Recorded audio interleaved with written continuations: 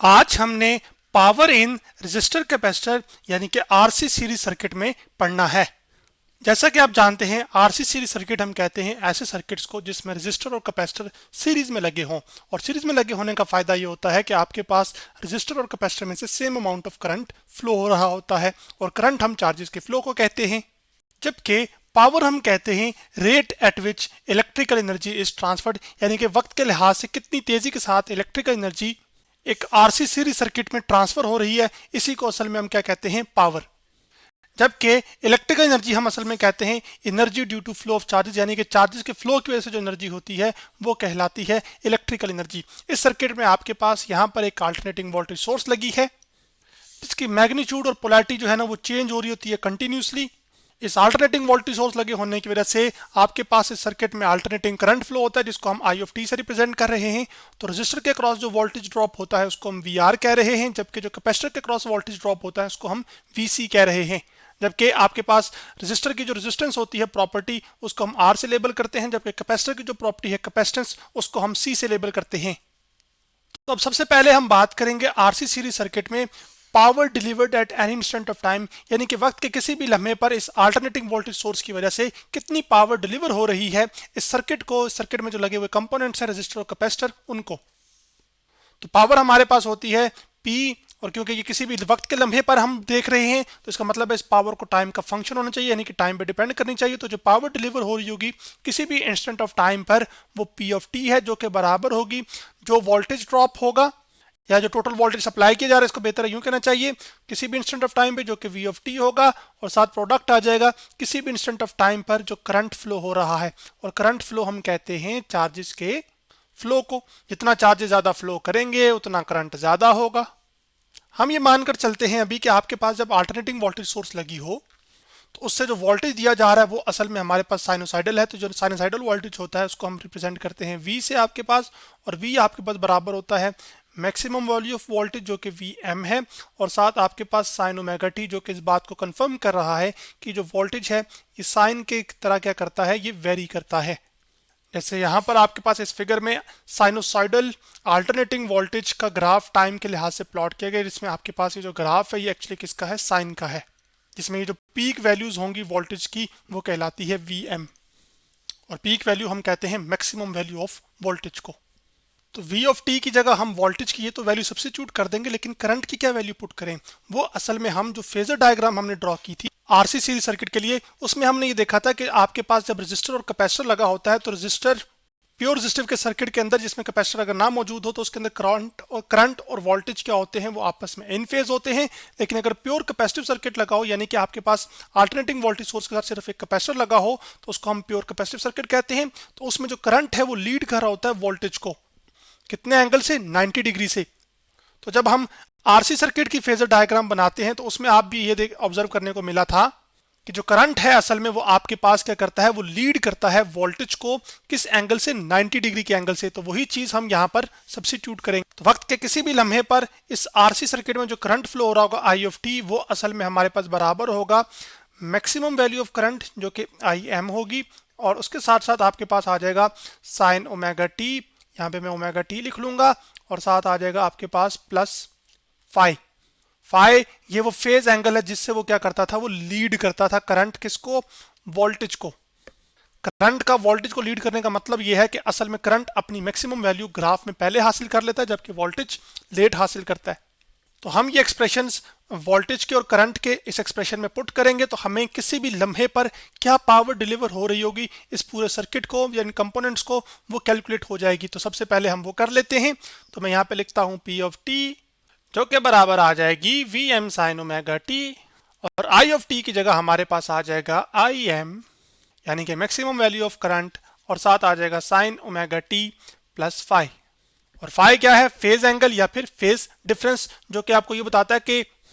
किस एंगल से असल में इस सिनेरियो में करंट क्या कर रहा है, वो लीड कर रहा है किसको, वोल्टेज को। क्योंकि यहाँ पे प्लस है ना, जब यहाँ पे प्लस है इसका मतलब है करंट लीड कर रहा है किसको, वोल्टेज को। और अगर यहाँ पे माइनस फाई होता है इसका मतलब होता है कि करंट लैग कर रहा है वोल्टेज को किस एंगल से, फाई एंगल से।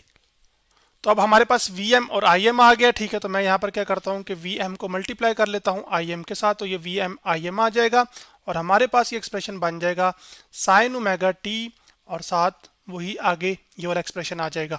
अब इस एक्सप्रेशन को हम फर्दर सिंप्लीफाई करेंगे और यहाँ पर एक ट्रिग्नोमेट्रिक आइडेंटिटी जो कि असल में हमारे पास होती है 2 साइन अल्फा, मैं उसको लिख देता हूँ, जो आपके पास जनरल फॉर्म लिख रहा हूँ, 2 साइन अल्फा साइन बीटा, यानी कि जो एंगल्स के प्रोडक्ट हैं आपके पास साइन अल्फा और साइन बीटा का, इस प्रोडक्ट को हम सम की फॉर्म में लिख सकते हैं इस तरह से कि cos alpha minus beta minus आपके पास आ जाएगा कॉस अल्फा प्लस बीटा। लेकिन अब मामला यहाँ पर यह है कि जो गड़बड़ है एक छोटी सी, वो ये है कि आपके पास 2 का फैक्टर मौजूद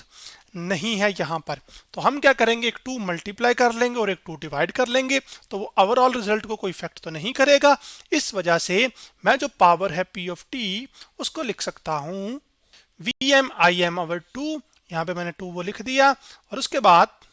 2 फार्मूला कंप्लीट करने के लिए आ जाएगा और साथ ये पूरा एक्सप्रेशन आ जाएगा। तो बार बार लिखने की बजाय हम अक्लमंदी करते हैं, यहाँ पे कॉपी करते हैं और उसको साथ ही इधर पेस्ट कर देते हैं। लेकिन आपने अपने हाथों से एक दफ़ा लिख के ज़रूर गुजारना है, ठीक है। अब चलें आगे चलते हैं। तो अब हमारे पास ये फॉर्म बन गई है 2 sign omega T sign omega T plus 5। तो ये असल में आपके पास कंपैरिजन के लिहाज से ये आपके पास पूरा फंक्शन जो है वो अल्फा ओमेगा टी, और ये जो सारी टर्म है ये असल में क्या है आपके पास बीटा है, जिसमें जो ओमेगा है ये एक्चुअली आपके पास एंगुलर फ्रीक्वेंसी है जो कि ये बताती है कितने रेडियंस 1 सेकंड में मुकम्मल हुए, जबकि टी वो टाइम का कोई भी लम्हा हो सकता है। तो मैं इस फॉर्मूले को एक्सपेंड करके इस फॉर्म में लिख रहा हूं आपके सामने। तो मेरे पास आ जाएगा कॉस, मैं यहाँ पे चलें इक्वल टू का साइन डाल देता हूँ, इक्वल टू के साइन के पीछे असल में ये टर्म लिखी हुई क्योंकि जगह कम है इस वजह से मैं लेफ्ट हैंड साइड नहीं लिख रहा, ठीक है। अब कॉस अल्फा, अल्फा क्या है हमारे पास, वो असल में हमारा ओमेगा टी है, तो मैं लिख लूंगा ओमेगा टी। फिर हमारे पास आ जाएगा माइनस बीटा क्या है वो ओमेगा टी, ठीक है, और आपके पास प्लस 5 है, लेकिन चूंकि यहाँ पे माइनस साइन है तो वो माइनस साइन प्लस को किस में चेंज कर देगा, माइनस में, तो आपके पास ये चीज़ आ जाएगी। उसके बाद फिर माइनस साइन आएगा हमारे पास और साथ आ जाएगा कॉस अल्फा की जगह आ जाएगा ओमेगा टी, फिर आ जाएगा प्लस, फिर बीटा क्या है वो भी ओमेगा टी प्लस 5 है, तो मैं यहाँ पे लिखूंगा ओमेगा टी प्लस 5। अब ये ओमेगा टी इस ओमेगा टी से कैंसिल आउट हो जाएगा, तो आपके पास आ जाएगा खाली कॉस ऑफ माइनस 5 और माइनस आ जाएगा हमारे पास यहाँ पर कॉस ओमेगा टी, और ओमेगा टी मिलके बना देंगे 2 ओमेगा टी प्लस क्या आ जाएगा 5 आ जाएगा। तो अब असल में हमने इस पूरे एक्सप्रेशन को सिंप्लीफाई करके लिख लिया है, जिसका आंसर ये आया है। इसका मतलब है इस पूरे एक्सप्रेशन की जगह मैं ये वैल्यू पुट कर सकता हूं। तो मैं यहाँ एक तीर का निशान आपके सामने लगा के वाजिया भी कर देता हूं। तो जो पावर है किसी भी लम्हे पर पी ऑफ टी वो हमारे पास बराबर आ जाएगी V M I M divide by 2, और साथ यहाँ पर हमारे पास आ जाएगा कॉस माइनस 5 का आंसर असल में आता है कॉस 5।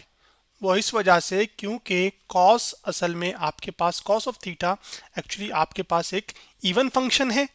इवन फंक्शन की खास बात ये होती है, मैं जनरल वे में लिख के बताता हूँ कि आप कॉस के अंदर अगर एंगल नेगेटिव भी पुट करें यानी कि नेगेटिव थीटा पुट करें तो आपके पास ये आंसर वही देगा जो कॉस थीटा का होगा। तो ऐसे फंक्शंस को हम क्या कहते हैं, इवन फंक्शंस। इसी तरह आपके पास एक्स स्क्वेयर भी क्या है, ये एक इवन फंक्शन है। कैसे, एक्स की जगह आप माइनस एक्स रिप्लेस कर दें और फिर उसका स्क्वेयर लें तो वो जवाब क्या देता है एक्स स्क्वेयर, यानी कि नेगेटिव साइन आपने पुट किया लेकिन वापस वही फंक्शन आ जाए तो वो फंक्शन क्या कहलाते हैं, इवन फंक्शन। तो cos y की खास बात यह है कि ये भी क्या है, असल में एक इवन फंक्शन है। इस वजह से cos माइनस 5 किसके बराबर होता है, cos 5 के।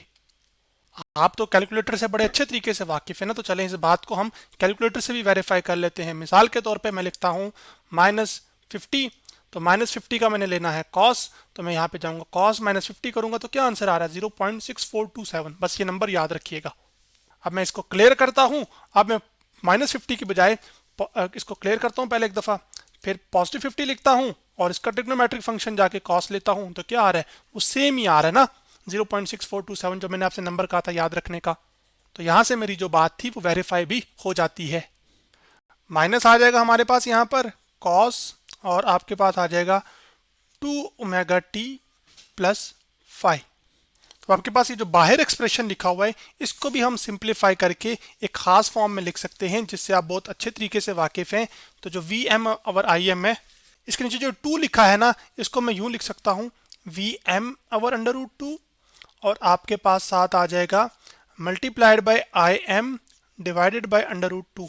अंडर रूट 2 जब अंडर रूट 2 से मल्टीप्लाई होता है तो वो असल में बनता है अंडर रूट 2 का स्क्वायर। वो स्क्वायर जब स्क्वायर रूट से कैंसिल होगा तो वापस क्या देगा 2। तो 2 में लिखूं नीचे या इस तरह करके लिख लूं तो ओवरऑल रिजल्ट पे कोई फर्क नहीं पड़ रहा, लेकिन उससे एक बुनियादी फायदा ये हासिल हो रहा है कि आपके पास Vm ओवर अंडर रूट 2 अगर आप गौर करें तो ये असल में आपके पास बराबर होती थी root mean square value of voltage, जो कि असल में आप कैसे हासिल करते थे एक अल्टरनेटिंग क्वांटिटी के लिए कि सबसे पहले आप उसका स्क्वायर लेते थे, स्क्वायर लेने के बाद उसका मीन लेते थे, फिर मीन लेने के बाद उसका क्या लेते थे, रूट लेते थे। इसी तरह Im ओवर अंडर 2 भी क्या बन जाएगा, ये भी असल में root mean square value of क्या बन जाएगी, करंट, जिसको IRMS मैं लिख रहा हूं। इसका मतलब है इस पूरे एक्सप्रेशन की जगह मैं लिख सकता हूं P ऑफ T हमारे पास जो कि पावर किसी भी लम्हे पे डिलीवर हो रही है इन सर्किट एलिमेंट्स को जो कि रजिस्टर और कैपेसिटर लगे हुए हैं, वो असल में बराबर है root mean square value of voltage VRMS, IRMS हमारे पास, और साथ आपके पास cos phi आ जाएगा, वो मल्टीप्लाई होके उससे, ठीक है। असल में इस पूरे की जगह हमने ये पुट कर दिया ना, ये सारा इसकी जगह पुट कर दिया है, तो वो cos phi से मल्टीप्लाई होगा तो ये आ जाएगा, फिर माइनस आएगा हमारे पास। तो यहाँ पर मैंने आगे भी वही काम किया है, VRMS IRMS को मल्टीप्लाई किया है इससे cos 2 ओमेगा t, जगह कमी की वजह से मैंने इसको प्लस नीचे रख के फाई लिख ली है। अब अगर आप इंस्टेंटेनियस पावर जो किसी भी टाइम पे डिलीवर, किसी भी वक्त के लम्हे पे डिलीवर हो रही है उसमें देखें तो आपके पास ये जो एक्सप्रेशन है ये असल में आपके पास एक कांस्टेंट टर्म है, जबकि ये आपके पास एक वेरिएबल टर्म है। कांस्टेंट टर्म इस वजह से कह रहा हूँ क्योंकि इसमें कोई भी टाइम का फैक्टर मौजूद नहीं है, जबकि ये जो टर्म है ये आपके पास वेरिएबल टर्म है क्योंकि इसमें आपके पास 2 ओमेगा टी आ रहा है, और टाइम के चेंज होने से असल में ये क्वांटिटी क्या हो रही होगी, वो चेंज हो रही होगी, इससे फिर पावर भी क्या हो रही होगी, वो चेंज हो रही होगी। लेकिन अब चूंकि हम एसी सर्किट्स में के बारे अंदर बात कर रहे हैं, जब आपके पास रजिस्टर और कैपेसिटर सीरीज में लगे हों, तो हमारा जो मेजर इंटरेस्ट होता है इस तरह के सर्किट्स में वो ये होता है कि एक साइकिल के अंदर कितनी एवरेज पावर लॉस हो रही है, यानी कि कितनी जो इलेक्ट्रिकल एनर्जी है तेजी के साथ वो हीट की फॉर्म में जैसे कि कन्वर्ट हो रही हो। तो वो फिर हम कैसे कर सकते हैं कि वो फिर हमें एवरेज निकालनी पड़ेगी किसकी, इस इंस्टेंटेनियस पावर की। तो हमारे पास जो एवरेज आ जाएगी P ऑफ T की, वो हमारे पास आ जाएगा ये चीज़, यहाँ पर आपके पास P ऑफ T, और यहाँ पर आपके पास इस टर्म की अलग एवरेज आएगी और इसकी अलग। और एवरेज के लिए हम लेस देन और ग्रेटर देन के साइन के बीच में उस क्वांटिटी को जो इनक्लोज करते हैं उसी को हम, उसी की, इसका मतलब होता है कि हम उसकी एवरेज ले रहे हैं। तो यहाँ पर मैंने एवरेज लेके लिख लिया है यहाँ पर। अब आप ये देखें तो ये क्योंकि यहाँ पर cos ओमेगा का फंक्शन cos 2 ओमेगा t का फंक्शन आ रहा है, और cos फंक्शन की जो एवरेज होती है वो असल में 0 होती है, तो इसका मतलब है कि जो वेरिएबल टर्म होगी उसकी जो कंट्रीब्यूशन होगी एवरेज पावर में वो असल में कितनी होगी, वो 0 होगी। cos की एवरेज क्यों 0 होती है, वो इस वजह से क्योंकि cos की मैक्सिमम वैल्यू पॉजिटिव 1 होती है, जबकि जो मिनिमम वैल्यू होती है वो -1 होती है। तो 1 - 1 कितना हो जाएगा, 0 डिवाइड बाय आप 2 कर दीजिए तो आपके पास 0 बाय क्या आ जाएगा 2, और 0 बाय 2 क्या होता है 0। जबकि VRMS IRMS और cos phi तो एक फिक्स फेज एंगल होगा ना, तो ये सब फिक्स नंबर्स होंगे, तो इस वजह से इन सब की जो एवरेज होगी वो वापस वही ये नंबर्स आ जाएंगे। तो जो एवरेज पावर होगी हमारे पास लॉस एक साइकिल के अंदर, वो हमारे पास आ जाएगी VRMS IRMS और साथ आ जाएगा cos phi, जिसमें से आपके पास यहाँ पर ये cos phi, ये मैं लिख भी देता हूँ यहाँ पर ये चीज़। जबकि जो cos phi है ये असल में कहलाता है पावर फैक्टर, और ये पावर फैक्टर आपको ये इंफॉर्मेशन देता है कि एक सर्किट के अंदर करंट वोल्टेज को किस फेज एंगल के साथ लीड या लैग कर रहा है, या वोल्टेज किस फेज एंगल के साथ सर्किट के अंदर करंट को लीड या लैग कर रहा है। तो यूं हमारे पास आरसी सर्किट्स के लिए आपके पास जो एवरेज पावर है वो जो एक्सप्रेशन उसका फाइनल निकल कर आया है। तो जितनी रूट मीन स्क्वायर वैल्यू ज़्यादा होगी और root mean square value of current भी ज़्यादा होगी, वोल्टेज की और करंट दोनों की, तो उतना जो एवरेज पावर लॉस होगा वो भी असल में ज़्यादा होगा। तो आज हमने power in register capacitor RC series circuit के बारे में पढ़ा।